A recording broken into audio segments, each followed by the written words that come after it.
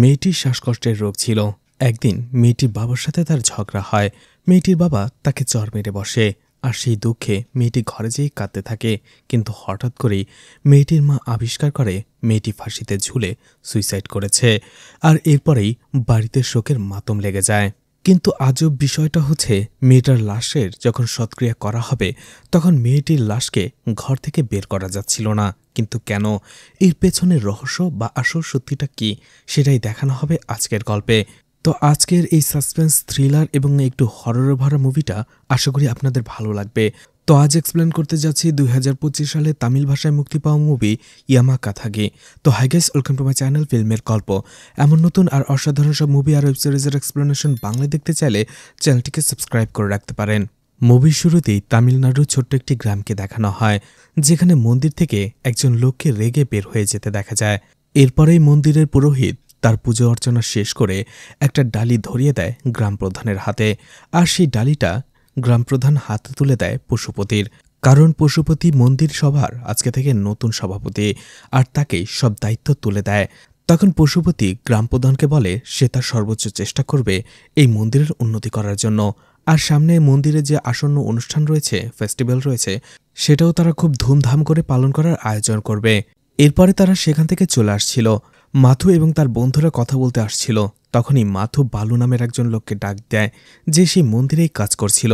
Matthew বালুকে বলে এইবার কাজটা খুব ভালো করে হওয়া চাই, এর আগেরবারের মতো কাজে খুঁত ধরা পড়লে আমি তোমাকে ছেড়ে কথা বলবো না। এরপরেই লীলাকে দেখা যায় তার মাকে বলছিল সে অনুষ্ঠানে যাবে না। আজকে আসলে তাদের একটা দাওয়াত ছিল তাদের আত্মীয়ের বাড়িতে, কিন্তু লীলা সেখানে যেতে রাজি নয়। এই জন্য সে তার ঘরে বসেই সবাইকে না করে দিচ্ছিল। কিন্তু লীলার মা বলছিল এত জেদ ভালো নয়। 5 বছর আগের ঘটনাকে তুমি এখনো মনে রেখেছ কেন? এতটা জেদি হওয়া ভালো নয়। কিন্তু লীলা বলতে থাকে, তুমি যেহেতু জানোই তাহলে কেন আমাকে জোর করছো? তোমরা চলে যাও। আসলে অনুষ্ঠানটা ছিল লীলার মামার বাড়িতে, কিন্তু লীলার সাথে তার মামার একটা ঝামেলা হয়েছিল 5 বছর আগে। যদিও তার মামা লীলার কাছে কয়েকবারই ক্ষমা চেয়েছে, কিন্তু লীলার জেদ সে তার মামাকে ক্ষমা করবে না এবং তার বাড়িতেও যাবে না। এই জন্য লীলার মা তাকে বোঝায়, আমার ভাই অনেকবার বলেছে তোমাকে নিয়ে যাওয়ার জন্য, কিন্তু লীলা বলে সে কোনোভাবেই যাবে না। এর একটু পরেই দেখা যায় লীলা তার রুম থেকে বের হয়ে আসে। আসলে লীলা তার শ্বাস নিতে পারছিল না, তার শ্বাসকষ্টের রোগ ছিল। একটু উত্তেজিত বা কষ্ট পেলেই তার এমনটা হতো। লীলার মা তাকে দেখার পরেই বুঝতে পারে তার মেয়ের প্রবলেম।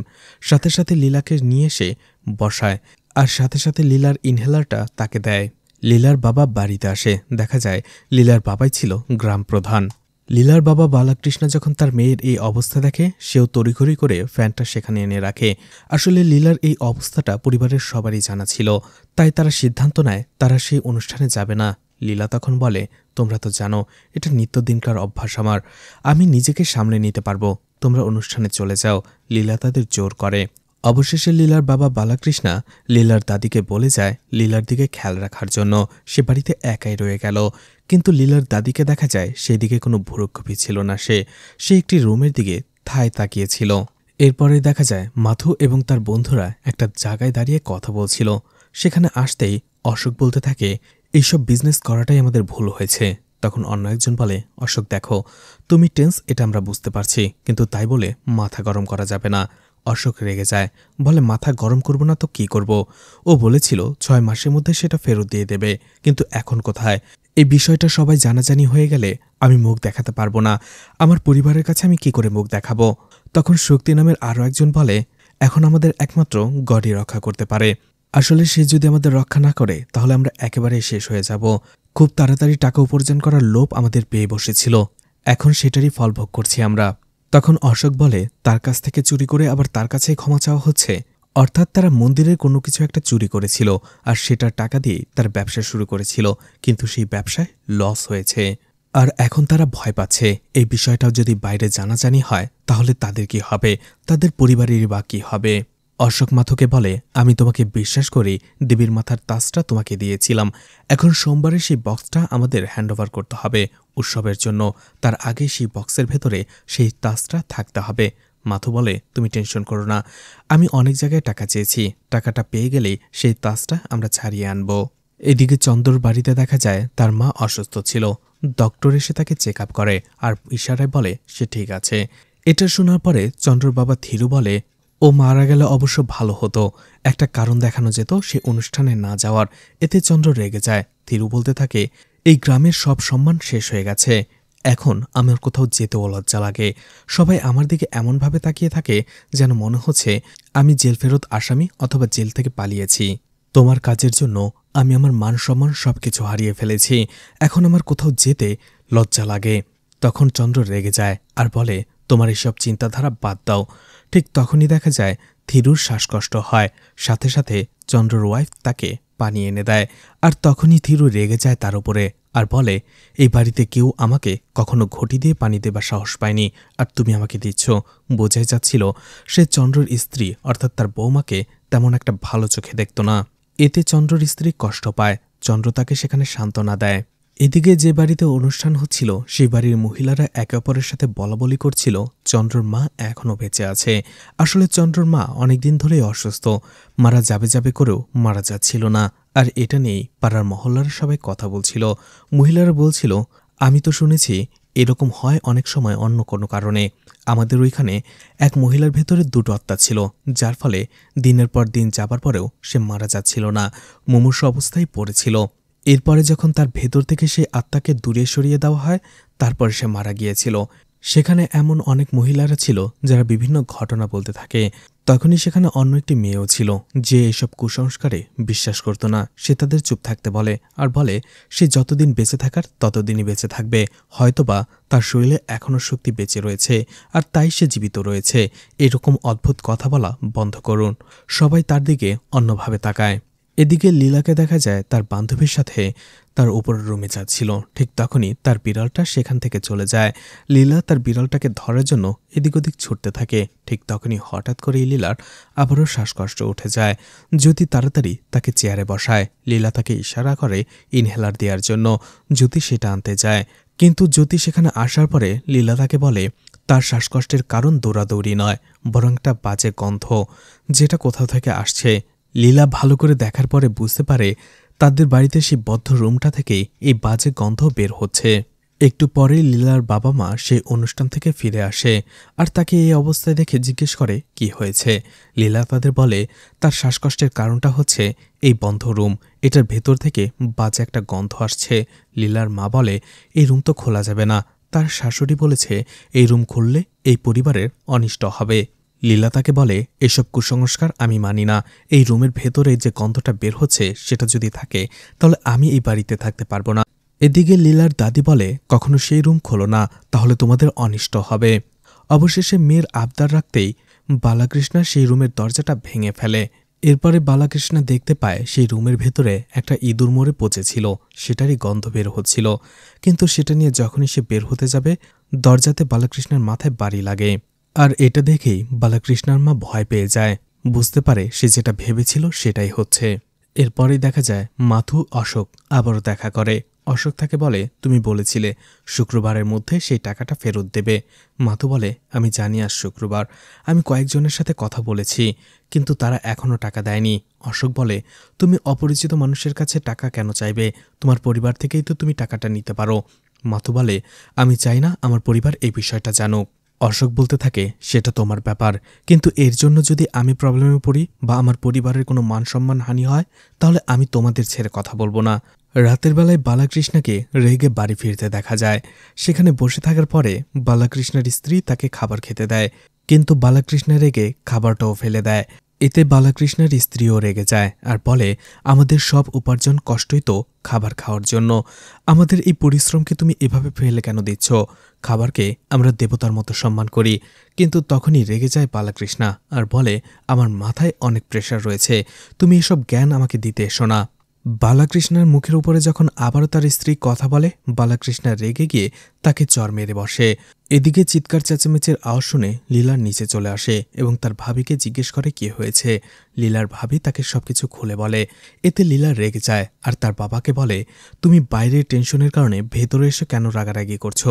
বাড়ির ভেতরে মহিলাদের একটা সম্মান রয়েছে, তুমি তোমার এই পুরুষত্ব বাইরে অন্য কোথাও যেয়ে দেখাও। তখন বালাকৃষ্ণও রেগে যায় আর বলে মুখের ওপরে কথা বলবে না, তুমি তোমার রুমে যাও। নয়তোবা আমি তোমার সাথেও খারাপ ব্যবহার করতে বাধ্য হব। কিন্তু লীলা কথা শোনে না, তার বাবাকে কথা শুনিয়ে যাচ্ছিল।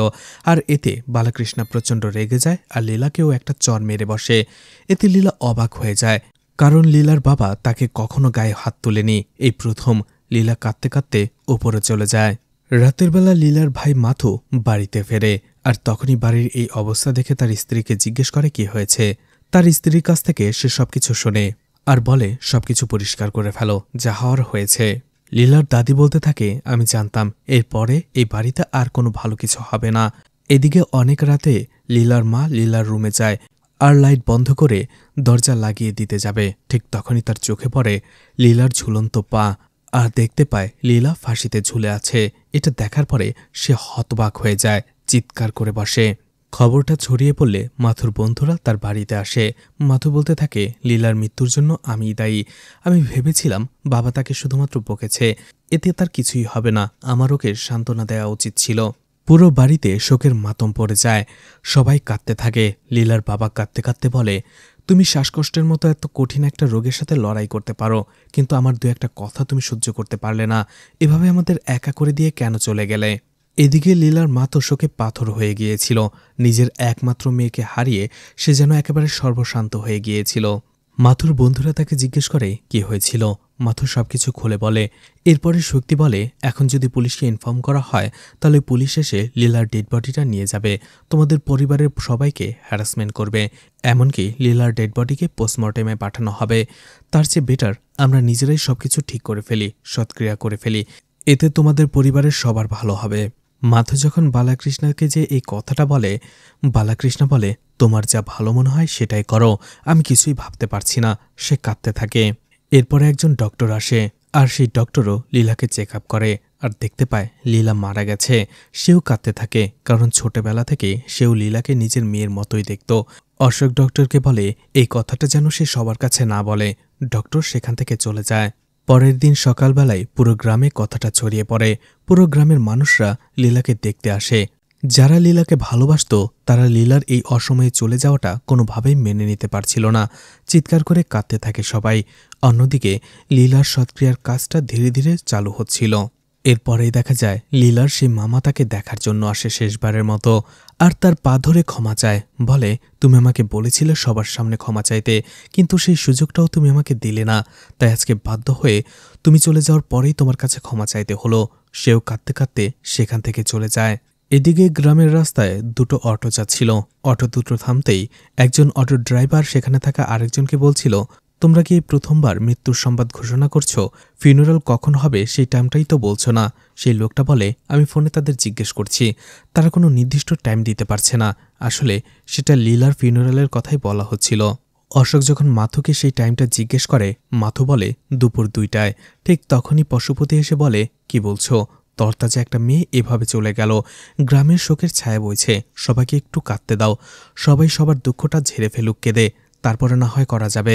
আর একটা টাইম আমাদের খুঁজে বের করতে হবে পত্রিকা দেখে, কারণ মেয়েটা এভাবে মারা গেছে, যেন তেনভাবে শেষক্রিয়া করলে হবে না।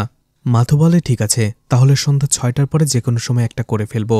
সারাদিন শোকের মাতম বইতে থাকে সেই পরিবারে। সন্ধ্যা ঘনিয়ে আসে, আর লীলার সৎক্রিয়া করার জন্য তাকে খাট থেকে তুলতে যাবে। ঠিক তখনই বিপত্তি ঘটে। কয়েকজন যুবক মিলেও লীলার লাশটা তুলতে পারছিল না। তারা অনেক শক্তি দেয়, কিন্তু তারপরও কোনো কাজ হচ্ছিল না। আরও কয়েকজন এসে লীলার লাশটা ধরে, কিন্তু তাতেও কাজ হচ্ছিল না। এরপরে হঠাৎ করেই লীলার লাশটা লড়ে বসে। তারা ভয় পেয়ে যায়, আর যখনই তারা বুঝতে পারে যে লীলার লাশটা লড়েছিল, তারা দৌড়ে বাইরে চলে আসে। অশোক ভেতরে যে লীলার লাশটা আবার চেক করে, আর বাইরে আসার পরে বলে, তোমরা কি পাগল হয়ে গেছো? সবাই মিলে হয়তো লাশটা ধরেছ, যার ফলে তোমাদের হাতে লেগেই লাশটা লড়েছে। কিন্তু তারা বলতে থাকে, না, আমরা সত্যি বলছি, লীলার লাশটা নড়ে উঠেছিল। আর এটা শুনে বালাকৃষ্ণা কাঁদতে কাঁদতে আবারও লীলার কাছে যেতে চায়। সবাই তাকে আটকায়। এরপরে আরও বেশি করে লোকজন ভেতরে চলে যায় লীলার লাশটাকে ওঠানোর জন্য। ঠিক তখনই লীলার লাশটা একাই উঠে বসে, আর এটা দেখে ভয় পেয়ে আবারও সবাই বাইরে চলে আসে। আর এভাবেই সবাই সেখানে ভয়ে আটকে ওঠে যে লীলার লাশের সাথে কী বা হলো, কেন এমনটা করছে, কেন সে এখান থেকে বের হতে চাচ্ছে না। পশুপতি গ্রামবাসীকে ডেকে বলে, এই প্রবলেমটা আমাদের সবার, এটা আমাদের গ্রামবাসীদের জন্য একেবারেই ভালো নয়, আমাদের গ্রামের জন্য মঙ্গলজনক নয়, তাই এটা আমরা এখানে সবাই বসে সমাধান করব, কেউ কারো বাড়িতে যাব না। এদিকে মাথু এবং তার বন্ধুরা আলাদাভাবে কথা বলতে থাকে। শক্তি বলে, এসব কি হচ্ছে, এসব কি আমাদের কৃতকর্মের জন্যই, এরপর আমাদের জন্য কি অপেক্ষা করছে কে জানে। অশোক বলে, এসব উল্টাপাল্টা কথা বলবে না, এসবের সাথে আমাদের কোনো হাত নেই, তাই চুপচাপ শান্তভাবে থাকো। অশোক সেখানে জিজ্ঞেস করে, তাজের কি খবর। অন্য একজন বলতে থাকে, কখন কি বলতে হবে সেটা কি তুমি জানো না। তখনই মাথু বলে, টেনশন করো না, টাচটা টাকা দিয়ে আমি ফেরত নিয়ে এসেছি আর আমার বাড়িতেই লুকিয়ে রেখেছি। তখনই দেখা যায় গতকাল রাতে মাথু যখন বাসায় ফিরেছিল এবং দেখল যে তার বাবা মা ঝগড়া করেছে, যে যার মতো চুপচাপ বসেছিল, তখনই সে রাত হওয়ার অপেক্ষা করে। আর এরপরে যে যার রুমে চলে যাওয়ার পরে মাথু সেই তাসটা বাইরে থেকে ভেতরে এনে রাখে লুকিয়ে। এদিকে গ্রামবাসীরা যেহেতু সারা রাত সেখানেই ছিল, রানীর শাশুড়ি সবাইকে বলতে থাকে বিভিন্ন কথা, আর তারাও বিভিন্ন অজুহাত দেখাতে থাকে যে লীলার সাথে এটা হয়েছে ওটা হয়েছে, লীলার উপরে ভর করেছে। রানী তখন তাদের চুপ করে থাকতে বলে, কারণ রানী নিজেও এসব কুসংস্কারে বিশ্বাস করে না। এরপরেই মন্দিরের পুরোহিতকে ডাকানো হয় লীলার লাশের সাথে আসলে কি হয়েছে সেটা বোঝার জন্য। পুরোহিত লীলার লাশের কাছে আসে আর কিছু রিচুয়াল করে, কিন্তু হঠাৎ করে সে দেখতে পায় তার রিচুয়ালগুলো সব উল্টে গেছে। এতে সে ভয় পেয়ে বাইরে চলে আসে আর বলে, এটা আমার দ্বারা সম্ভব নয়। এরপরে রাতের বেলায় সেই গ্রামের আরও একজন লোককে ডাকানো হয়। তিনি এইসব বিষয়ে অনেক কিছু জানেন। এরপরে সে একা লীলার লাশের কাছে যায়। কিছুক্ষণ পর ভেতর থেকে ফিরে আসার পরে সে বলতে থাকে কাঁপতে কাঁপতে যে, আমি কিছুই করতে পারবো না, লীলার লাশটা তোমাদের কিছু বলতে চাইছে, সে যা বলতে চাইছে সেটা না শোনা পর্যন্ত সে এখান থেকে যাবে না। এরপরেই দেখা যায় সেই ডক্টর চলে আসে আবার সবার সামনে। এটা দেখে মাথু এবং তার পরিবারের লোকেরা কিছুটা অবাকই হয়। ডক্টর সেখানে কাঁদতে কাঁদতে বলে, আমি এই কথাটা কোনোভাবেই আর চেপে রাখতে পারবো না। সেটা হচ্ছে, গ্রামবাসীরা সবাই জানত যে শ্বাসকষ্টে মারা গেছে লীলা। ডক্টর তখন গ্রামবাসীদের সবাইকে বলে দেয় যে লীলা ফাঁসিতে ঝুলে মারা গেছে, সুইসাইড করেছে। আর এটা শুনে গ্রামবাসীরা আরও অবাক হয়ে যায়, কারণ এই কথাটা মাথুর পরিবার সবার কাছ থেকে লুকিয়েছিল তাদের মান সম্মানের ভয়ে। তখন বালাকৃষ্ণ সবার সামনে এসে ক্ষমা চায় আর বলে, দোষটা আমার, আমি আমার মেয়েকে মেরে ফেলেছি, না বুঝে ওকে চর মেরে বসেছি, আর সেই দুঃখেই আমার মেয়েটা সুইসাইড করেছে। সেখানে বালাকৃষ্ণ কাঁদতে থাকে। এর কিছুক্ষণ পরেই দেখা যায় সেখানে পুলিশ চলে এসেছে। আসলে সেই ডক্টর পুলিশদের খবর দিয়েছিল। পুলিশ অফিসার সেখানে আসার পরে সবাইকে বলে, আপনারা কি জানেন না, অপমৃত্যু হওয়ার পরে পুলিশদের খবর দিতে হয়, পোস্টমর্টম করতে হয়। কয়েকজন পুলিশ অফিসার রাঘবকে বাধা দেওয়ার চেষ্টা করে, কিন্তু রাঘব বলে, এটা প্রসিডিওর, এটা করতে যে বাধা দেবে তাকেও আইনের আওতায় নিয়ে আসা হবে। অবশেষে পুলিশদের ভেতরে যেতে দেওয়া হয়। আর ভেতরে যাওয়ার পরে পুলিশ অফিসার রাঘব লীলার লাশের খাটটা উঁচু করে, আর সেটা এমনিতে স্বাভাবিকভাবেই উঁচু হচ্ছিল। এরপরেই রাঘব এবং তার সহকারী পুরো রুমটা আর বাড়িটা সার্চ করে দেখে, যেখানে রাঘব লীলার ঘর থেকে তার মোবাইলটা খুঁজে পায়, কিন্তু সেটা বন্ধ অবস্থায় ছিল। এছাড়া লীলা যে ওড়না দিয়ে ফাঁসি দিয়েছিল সেটাও তারা খুঁজে পায়, আর দুটো জিনিসই তারা এভিডেন্স হিসেবে তাদের সাথে নিয়ে যায়। এরপরে রাঘব সেখানের লোকদের বলে কয়েকজন এসে লীলার লাশের খাটটা ওঠানোর জন্য, আর সেটা স্বাভাবিকভাবেই উঠছে, যার ফলে কয়েকজন সহজেই সেখানে চলে আসে আর লাশের খাটটা ওঠানোর চেষ্টা করে। প্রথমে সেটা স্বাভাবিকভাবে উঠলেও স্বাভাবিকের তুলনায় অনেক বেশি ভারী ছিল, আর একটা সময় তো সেই খাটটা ভেঙে তাদের উপরেই পড়তে থাকে। আর অদ্ভুতভাবে লীলার লাশের সেই খাটটা দাঁড়িয়ে থাকে, আর যেখানে লীলার লাশটাও দাঁড়িয়েছিল। আর এতে সবাই প্রচণ্ড ভয় পেয়ে যায়, কি হচ্ছে কেউ বুঝতে পারছে না। এদিকে লীলার শেষক্রিয়ায় একটা মোরগ বলি দেওয়ার কথা ছিল, সেটা নিয়ে আসা হয়েছিল, কিন্তু সেটা হারিয়ে গেছে। গ্রামবাসীরা বলছে এটা অমঙ্গলজনক, তাই তাড়াতাড়ি করে সেটাকে খুঁজে বের করো। গ্রামবাসীরা সবাই মিলে রাতভর সেটাকে খুঁজে বের করে। পরদিন সকালবেলায় দেখা যায় মাথু এবং তার বন্ধুরা আবারও একসাথে কথা বলছিল। সেখানে শক্তি বলতে থাকে, দেবীর তাস চুরি করেছি আমরা, আমাদের তো এমন বিপদ হতেই পারে, মাথুর বোন মারা গেছে, এরপরে আমাদের সাথে কি হবে কে জানে। এতে মাথুর রেগে যায় আর বলে, এর সাথে কোনো সম্পর্ক নেই এটার। অশোক বলে, আমাদের হাতে আর একদিন সময় আছে, এই কাজটা আমাদের করতে হবে, নয়তো আরও বড় বিপদ আমাদের ঘাড়ে আসবে। এরপরে সেই দিন সকালেই সেই গ্রামেরই একজন প্রবীণ মহিলা লীলার এই ব্যাপারটা জানতে পারে। সেখানে আসা পরে লীলার ডেড বডিটা সে ভালো করে দেখে। এরপরে গ্রামবাসীদের কয়েকজনকে সে কিছু কাজ দেয় এবং কিছু জিনিসপত্র নিয়ে এসে একটা রিচুয়াল করতে বলে। তারা সেই রকমই করে। যেমন সেখানে কিছু জিনিসপত্র নিয়ে এসে তারা জোগাড় করে রাখে রিচুয়ালটা করার জন্য। কিন্তু যখনই সেই রিচুয়ালটা করতে যাবে সেখানে একটা পর্দা টানানো সেটা তাদের উপরে ভেঙে পড়ে, আর এতে সেখানে কয়েকজন আহত হয়, যাদের মধ্যে একজন ছিল থিরু, যার মাথা ফেটে রক্ত বের হতে থাকে। তখনই থিরু দেখা যায় ধীরে ধীরে লীলার লাশের কাছে যায়। আর তখনই আমরা ছোট্ট একটা ফ্ল্যাশব্যাক দেখতে পাই। থিরু একদিন গ্রামের রাস্তা দিয়ে যাচ্ছিল। তখনই সে গাড়ি থেকে দেখতে পায় লীলার সাথে রাস্তায় দাঁড়িয়ে একটা ছেলে কথা বলার চেষ্টা করছিল। এরপরেই থিরু সরাসরি দেখা করতে আসে বালাকৃষ্ণার সাথে। বালাকৃষ্ণা তাকে জিজ্ঞেস করে, তুমি এখানে কি মনে করে? থিরু বলে, আমি তোমাকে এখানে সাবধান করে দিতে আসলাম। আমার যেমন পরিস্থিতি হয়েছে তোমার যেন না হয়।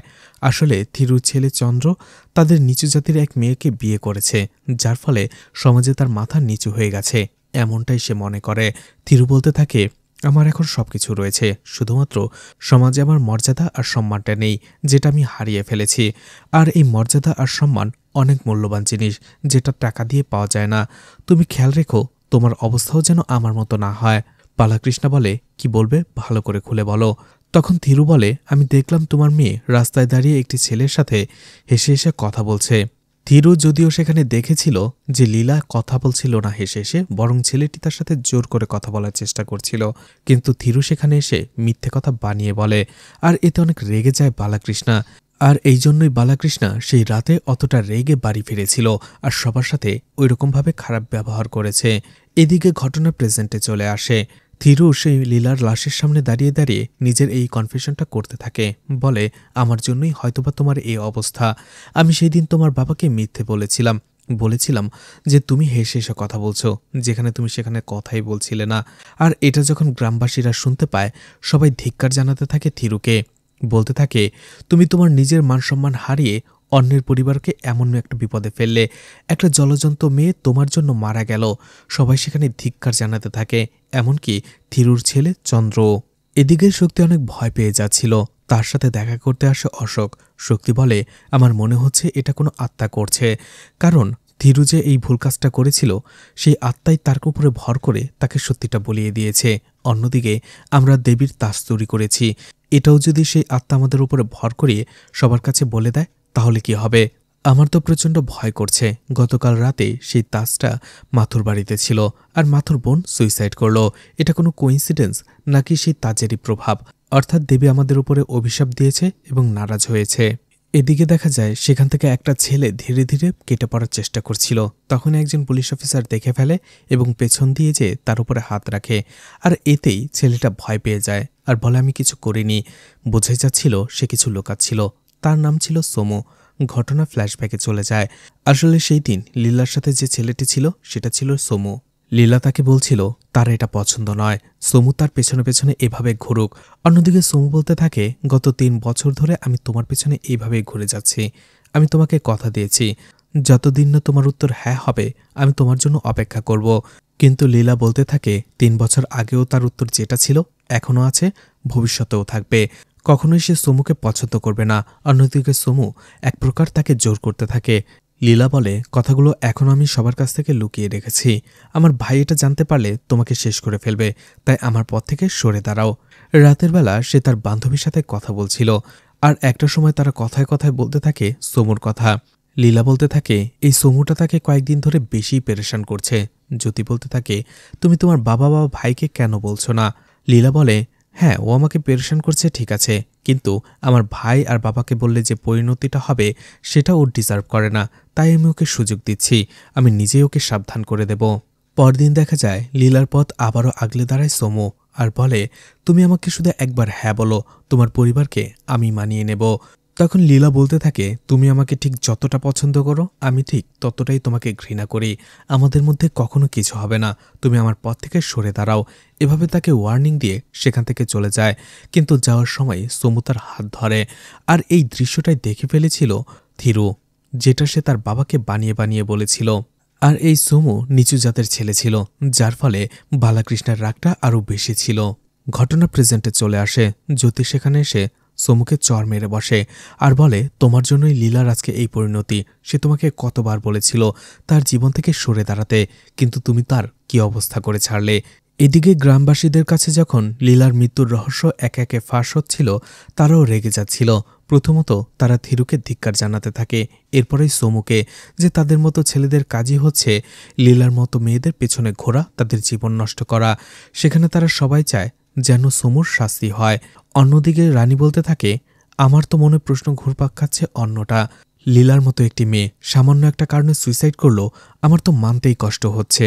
এরপরেই দেখা যায় পুলিশ অফিসার রাঘবের কাছে ফোন আসে। সেখান থেকে বলা হয় যে লীলার নাম্বারে একটি ছেলের সাথে কন্টিনিউয়াসলি কথা হতো, সবথেকে বেশি তার সাথেই কথা হয়েছে, এমনকি মারা যাবার আগেও তার সাথেই কথা হয়েছে। তখন রাঘব বলে, সেই ছেলেটার ফোন নাম্বার, ছবি, অ্যাড্রেস সবকিছু আমাদেরকে পাঠিয়ে দাও। এদিকে লীলার ভাবি জ্যোতিকে জিজ্ঞেস করে, তুমি কি লীলার ব্যাপারে আরও গোপন কিছু জানো, যেটা সে তোমার কাছে শেয়ার করেছে, আমাদের কাছে লুকিয়েছে? তখন জ্যোতি বলতে থাকে, লীলার একটি ছেলের সাথে ভালোবাসার সম্পর্ক রয়েছে। এটা শুনে গ্রামবাসীরা আবারও অবাক হয়ে যায়, কারণ তারা এই বিষয়টা জানতই না। আর সেই ছেলেটার নাম ছিল আনভু। অন্যদিকে পুলিশের কাছেও দেখা যায় ছবি চলে আসে, যেটা ছবি ছিল আনভুরই, অর্থাৎ মারা যাওয়ার আগে লীলা আনভুর সাথেই কথা বলেছে। সেখানে আনভুকে সবাই খুঁজতে থাকে। লীলার ভাই মাথু এবং তার বন্ধুরা আনভুকে খুঁজে বেড়ানোর জন্য যায়, কিন্তু রাঘব বাধা দেয় আর বলে, এই কাজটা আমাদের। কিন্তু মাথু বলে, আনভুকে, সে কোথায় থাকে এটা আপনাদের চাইতে আমরা বেশি ভালো জানি। তখন রাঘব পুলিশ নিয়ে তাদের সাথে যেতে শুরু করে। এদিকে তারা আনবুর বাড়িতে আসার পরে দেখতে পায় তাদের বাড়িতে কেউ ছিল না। রাঘব বলে, আশেপাশে খোঁজ নাও, যদি প্রমাণ পাওয়া যায় তারা পালিয়ে গেছে তাহলে ফোর্স রেডি করতে বলো, তাদেরকে ধরতে হবে। এরপরে আনভুর এক প্রতিবেশীর সাথে কথা বলে পুলিশ। সেখান থেকে তারা জানতে পারে সে আনভুকে গতকালই এখান থেকে চলে যেতে দেখেছে। আসলে এই লোকটাই লীলার মৃত্যুর খবর ঘোষণা করছিল। তখন সেই অটোতে আনভু এবং তার বাবা ভোলা ছিল, যেখানে তারা কোথাও যাচ্ছে, আর আনভু একেবারে বিমর্ষ ছিল। এদিকে আনভুকে প্রচণ্ড কাঁদতে দেখা যায়। সে বারবার বলছিল যে আমাকে যেতে দাও। আনভু বলতে থাকে, লীলার মৃত্যুর জন্য আমিই দায়ী, আমি ওকে মেরে ফেলেছি, আমার ওকে ওই রকমটা বলা উচিত হয়নি। কিন্তু সেখানে ভোলা এবং আরও কয়েকজন লোক বলছিল, তুমি সেখানে গেলে তারা তোমাকে ভুল বুঝবে। এরপরে একটা ফ্ল্যাশব্যাক দেখানো হয়। রাতের বেলা একদিন লীলা এবং আনভু দেখা করে লুকিয়ে। সেখানে লীলা একটু রেগেছিল। আনভুকে বলে, তুমি 4 দিন গ্রামের বাইরে ছিলে কাজের জন্য, আজকে সকালে এসেছ, কিন্তু সারাদিনেও কি তোমার একবার আমার কথা মনে হয়নি, আমার সাথে দেখা করার কথা মনে হয়নি? আনভু কোনো উত্তরই দেয় না। লীলা সেখান থেকে রেগে চলে আসতে শুরু করে। আনভু তার পিছু পিছু আসে। তখনই দেখা যায় লীলার আবারও শ্বাসকষ্ট ওঠে। এতে আনভু তাকে শান্ত করে সেখানে বসায় এবং তার হাত পা মাসাজ করতে থাকে। আর এটা দেখার পরে লীলা মুগ্ধ হয়ে যায়। সেখানে সে দেখতে থাকে আনভু এবং লীলাকে একসাথে দেখে ফেলবে, এটা যেন আনভুর মধ্যে কোনো ভয়ই ছিল না। সে এক মনে লীলাকে সেবা যত্ন করে যাচ্ছিল, আর এতে খুব খুশি হয় লীলা। লীলার প্রতি আনভুর এই ভালোবাসা দেখে লীলা অনেক খুশি হয় আর বলতে থাকে, এই সময়টা যদি না কাটত, এভাবেই থেকে যেত। এরপরে তারা রাতের বেলা একসাথে পুরো গ্রামটা হেঁটে বেড়ায়। এছাড়া লীলা আনভুকে তার মোবাইলের অডিও রেকর্ড শোনায়। যখন তারা কথা বলতো তখন ভালো কিছু মুহূর্ত লীলা আনভু এবং তার কথোপকথনের কথাগুলো রেকর্ড করত, আর এগুলোই সে তাকে শোনায়। এরপরেই দেখা যায় পুরো গ্রামবাসীদের ফাঁকি দিয়ে আনভু আর লীলা একে অপরকে ভালোবেসে যাচ্ছিল। তারা তাদের দিন পার করে যাচ্ছিল। আসলে তারা একে অপরকে দুজনেই প্রচণ্ড ভালোবাসত। আর এই বিষয়টা একদিন জ্যোতি দেখে ফেলে। সেই থেকে জ্যোতিও এই বিষয়টা জানে। এরপরে একদিন দেখা যায় সকাল সকাল আনভু লীলাকে ডেকে পাঠায় তার সাথে দেখা করার জন্য। সেখানে আসার পরে লীলা দেখতে পায় আনভু খুব খুশি ছিল। এছাড়াও সে খুব স্মার্টলি সেখানে এসেছিল সেজেগুজে। এটা দেখার পরে লীলা বলতে থাকে, কি হয়েছে, কি ব্যাপার? এমনিতে তো আমি তোমাকে ডাকতে হয় দেখা করার জন্য, আজকে তুমিই আমাকে ডাকলে, আর এত খুশি হওয়ার কারণটা কি? কি গুড নিউজ? তখন দেখা যায় আনভু তার জন্য একটা চকলেটও নিয়ে আসে। এতে লীলা খুশি হয়ে যায় আর বলে, গুড নিউজটা কি, তাড়াতাড়ি বলো। আনভু বলে সে একটা চাকরি পেয়েছে। আর এতে লীলা অনেক খুশি হয়ে যায়, কারণ এই মুহূর্তে আনভুর একটা চাকরি অনেক প্রয়োজন ছিল, যাতে লীলা আনভুকে তার বাবার সামনে নিয়ে দাঁড় করাতে পারে। লীলার খুশি হয়ে যায় প্রচণ্ড। ঠিক ওই সময়টাতে আনভু তার অ্যাপয়েন্টমেন্ট লেটারটা বের করে দেয়। কিন্তু লেটারটা দেখার পরেই লীলার মুখটা ফ্যাকাশে হয়ে যায়, কারণ সেই চাকরিটা ছিল এই গ্রামেরই। আর এটা লীলা একেবারেই পছন্দ করেনি।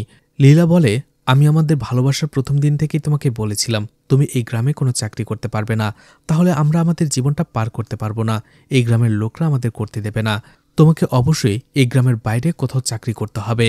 আর তুমি এই চাকরিটা নিয়ে এত খুশি হচ্ছ কি করে? তুমি একজন পোস্ট গ্র্যাজুয়েট, আর তোমার জন্য এই চাকরিটা একেবারেই বেমানান। তুমি চাকরিটা ছেড়ে দাও। এতে রেগে আনবু সেখানে কোনো কিছু না বলেই সেখান থেকে চলে আসে। আর এতে অনেক কষ্ট পায় লীলা। ঘটনা প্রেজেন্টে চলে আসে। আনবু সেখান থেকে পালানোর চেষ্টা করে। তার কথা হচ্ছে সে লীলাকে শেষবারের মতো একবার দেখবে এবং সবাইকে সবকিছু খুলে বলবে। এরপরে তার যা শাস্তি হয় সে মাথা পেতে নেবে। ভোলা এবং তার লোকজনরা আনবুকে ধরে দৌড়ে, কিন্তু তারপরেও আনবু হাত জোর করে তাকে যেতে দেওয়ার জন্য। অবশেষে ভোলা বলে তাকে যেতে দাও। ভোলা আর আনবু লীলাদের বাড়িতে চলে আসে। আর সেখানে আসতেই দেখা যায় মাথু এবং বালাকৃষ্ণা তাদের উপরে হামলা করে বসে। পুলিশ এবং বাকি লোকরা তাদের শান্ত করে। ধীরে ধীরে শোকে কাতর আনবু লীলার লাশের দিকে এগিয়ে যায়। ঘটনা আবারও ফ্ল্যাশব্যাকে চলে যায়। সেদিন রাতের বেলা আনবুকে বারবার লীলা কল করছিল, কিন্তু লীলার কল রিসিভ করছিল না আনবু। অবশেষে একটা সময় রিসিভ করার পরে লীলা তাকে বলতে থাকে, তুমি আমার কল কেন রিসিভ করছো না? আনবু বলে, এখন তো রিসিভ করেছি, আর আমি চাকরিটা ছাড়তে পারবো না। এভাবে সে রেগে কথা বলতে থাকে। লীলা বলে, আমি তোমার সাথে ঝগড়া করার জন্য ফোন দেইনি। আমার মনে হয় বাবা আমাদের সম্পর্কের কথা জেনে গেছে। আমার বাবা কখনো আমার সাথে উঁচু গলায় কথা বলেনি, আর সে আমাকে আজকে মেরে বসেছে। আমার সাথে খারাপ ব্যবহার করেছে, খারাপ ভাষায় গালি দিয়েছে, আর এটা আমি কোনোভাবেই মানতে পারছি না। আমি এতদিন ভাবতাম সবাই আমাকে ভালোবাসে, তুমি আমাকে ভালোবাসো, আমার বাবা আমাকে ভালোবাসে, কিন্তু আজকে মনে হচ্ছে আমি খুব একা, আমার খুব কষ্ট হচ্ছে। আনবু তাকে শান্ত করার চেষ্টা করে আর বলে, আমরা বিষয়টা দেখে নেব। লীলা বলে, তুমি কি ডিসাইড করলে? আবারও আনবু রেগে যায় আর বলে, চাকরিটা আমি কোনোভাবেই ছাড়তে পারবো না। আজকেই আমি ডিউটিতে জয়েন করব। চাকরি পাওয়ার খবর শুনে আমার বাবার মুখে যে আমি হাসিটা দেখেছি সেটা আমি কখনো বিলীন হতে দেব না। লীলা তাকে বোঝায় যে এর থেকে ভালো চাকরি তুমি পাবে, কিন্তু এর চাকরিটা তুমি করো না। এরপরে দেখা যায় কথা বলতে যাবে, ঠিক ওই সময়টাতে আনবুর মোবাইলটা ডেড হয়ে যায়, অর্থাৎ ফোনের ব্যাটারি শেষ হয়ে যায়। এতে ফোন কেটে যায়। আনবু বারবার ফোনটা চালু করার চেষ্টা করে, কিন্তু সেটা তখন বন্ধই ছিল। অন্যদিকে লীলা ভাবতে থাকে তার ফোনটা হয়তোবা সে কেটে দিয়েছে। আনবু লীলার লাশের পা ধরে কাঁদতে থাকে।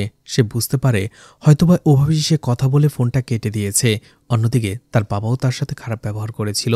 তার দুইজন প্রিয় ভালোবাসার মানুষ তার সাথে এমন ব্যবহার করায় লীলা খুব কষ্ট পেয়ে সুইসাইডটা করেছে। সেখানে সে কাঁদতে থাকে।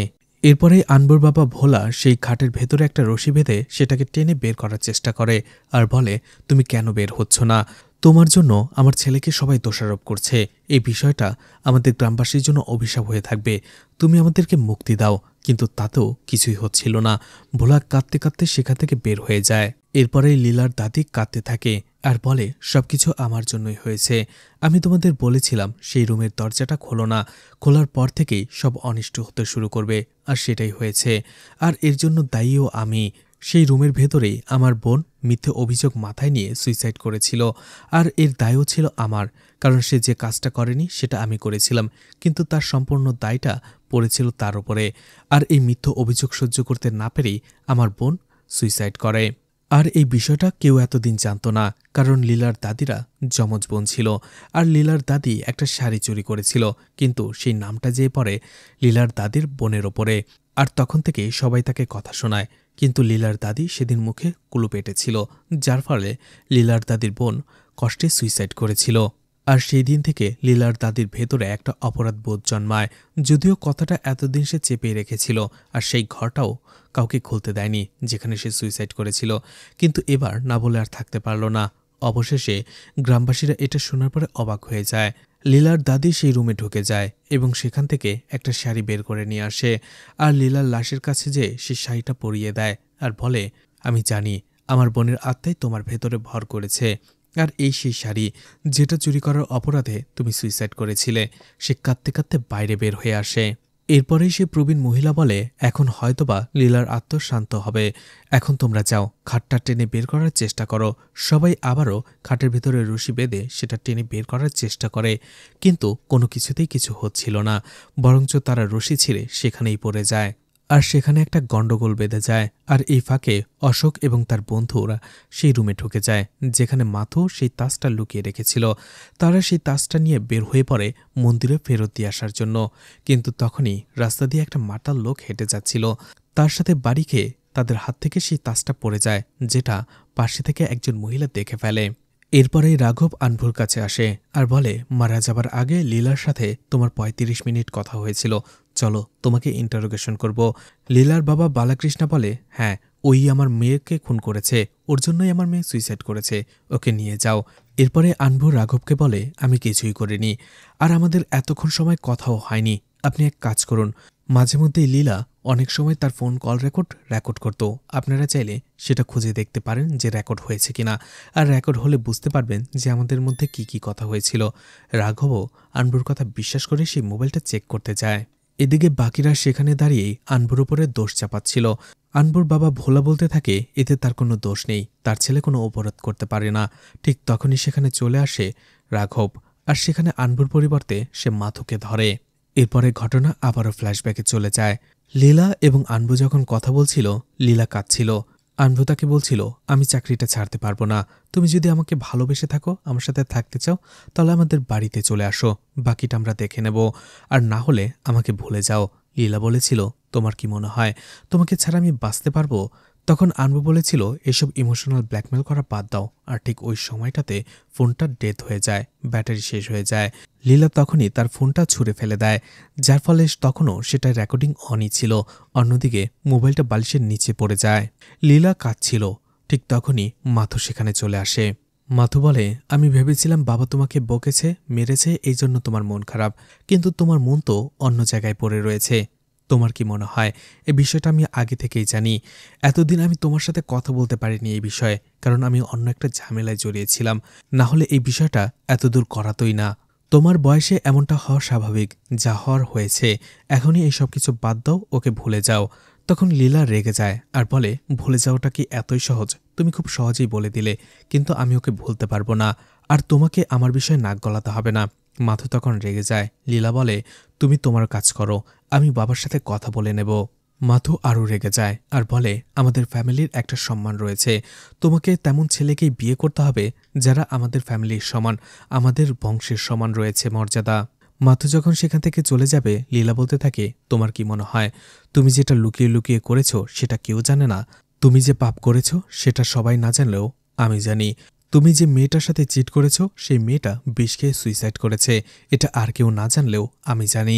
আমি শুধু এতদিন চুপ করে রয়েছি শুধুমাত্র তোমার নিরীহ স্ত্রীর জন্য, নয়তোবা তোমার মুখ আমি আগেই খুলে দিতাম। কিন্তু তুমি যদি আমার পথে বাধা হয়ে দাঁড়াও, তাহলে আমিও তোমাকে ছেড়ে কথা বলবো না। আমি আনবুকেই ভালোবাসি, ওকেই বিয়ে করব। আর এতে প্রচণ্ড রেগে যায় মাথু। লীলার তখনই শ্বাসকষ্ট বেড়ে যায়, সে ইনহেলার নিতে যাবে, মাথু তাকে ধাক্কা দিয়ে ফেলে দেয় এবং তার গলায় পাড়া দিয়ে তাকে সেখানেই শ্বাসরোধ করে মেরে ফেলে, আর বলতে থাকে, তোমার মতো মেয়ের বেঁচে থাকার অধিকার নেই। এরপরেই মাথু লীলার ডেড বডিটাকে ফাঁসিতে ঝুলিয়ে দেয়। ঘটনা প্রেজেন্টে চলে আসে। মাথু সবকিছু বোঝার পরেই সেখান থেকে পালানোর চেষ্টা করে, কিন্তু বালাকৃষ্ণা এবং পুলিশরা তাকে ধরে ফেলে, অ্যারেস্ট করে।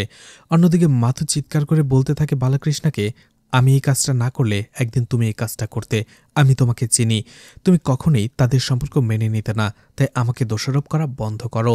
অন্যদিকে তখনই সেই মহিলা সেখানে চলে আসে। মাথু, অশোক এবং তার বন্ধুরা যে দেবীর তাজ চুরি করেছে, এটা সবাইকে সেখানে জানিয়ে দেয় সে। এরপরে অবশেষে ধীরে ধীরে সবাইকে সেখান থেকে অ্যারেস্ট করা হয়।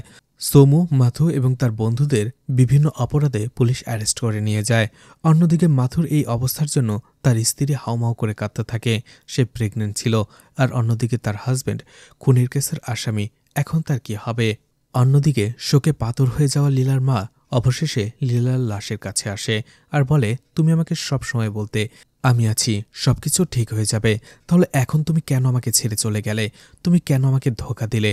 আমি তোমাকে ছোটবেলা থেকে কত কষ্ট করে যত্ন করে বড় করেছি, কেন এভাবে আমাকে ছেড়ে গেলে? ওই ছেলেটাকে আমি আমার নিজের গর্ভেই ধারণ করেছিলাম, আর সেই তোমাকে মেরে ফেলল। আমি আমার নিজের গর্ভের সন্তানের কাছ থেকেই তোমাকে হেফাজত করতে পারলাম না। আমার ছেলেটা আবারও প্রমাণ করে দিল, এই পুরুষতান্ত্রিক সমাজে সব পুরুষই একই। সে কান্নায় ভেঙে পড়ে আর বলে, আমি তোমার মা হিসেবে ব্যর্থ, আমি তোমাকে রক্ষা করতে পারিনি। অবশেষে লীলার লাশটা তার মায়ের কোলের ওপরে এসে পড়ে। লীলা মারা যাবার পরেও এইভাবেই তার প্রতি হয়ে যাওয়া অন্যায় বিচার করে। লীলার মা কান্নায় ভেঙে পড়ে। অন্যদিকে লীলাকে অবশেষে সৎকারের জন্য নিয়ে যাওয়া হয়। লাশটা বাইরে বের হতেই বৃষ্টি হতে শুরু করে। তখনই আনবুত লীলার কথা মনে পড়ে। সে তাকে বলেছিল, যদি আমি কখনো না থাকি, দেখবে আমি বৃষ্টি হয়ে তোমার সাথে দেখা করতে আসব। বৃষ্টির প্রত্যেকটা ফোঁটা তোমাকে আমার কথা মনে করিয়ে দেবে। আর অবশেষে এইভাবে সবাই সবার ভুল বুঝতে পারে। যারা লীলার প্রতি অন্যায় অবিচার করেছিল তারাও কাঁদতে থাকে। অন্যদিকে আনবু আফসোস করতে থাকে। সেই দিন যদি সে লীলাকে ভালো করে বোঝাতো বা তার কাছে নিয়ে আসতো, হয়তোবা লীলা আজও তার কাছে থেকে যেত। আর এখানেই মুভিটি শেষ হয়ে যায়। আসলে লীলার লাশটা কেন ওভাবে দাঁড়িয়েছিল, তার ভেতরে কি হয়েছিল, কেউ কি তার উপরে ভর করেছিল, এই বিষয়টা কোনো খোলসা করা হয়নি মুভিতে। আর এই বিষয়টা বাদ দিলে পুরো মুভিটার একটা শিক্ষণীয় দিক রয়েছে। আমাদের সমাজে উঁচু নিচু ধনী গরিবের ভেদাভেদটা অনেক। বংশমর্যাদা, পরিবারের সম্মান, এসব জিনিসের ভাঁজে পড়ে অনেক প্রাণী অকালে ঝরে যায়, ঠিক যেমনটা হয়েছিল লীলার সাথে। তো মুভিটা আপনাদের কেমন লেগেছে কমেন্ট করে জানাতে পারেন।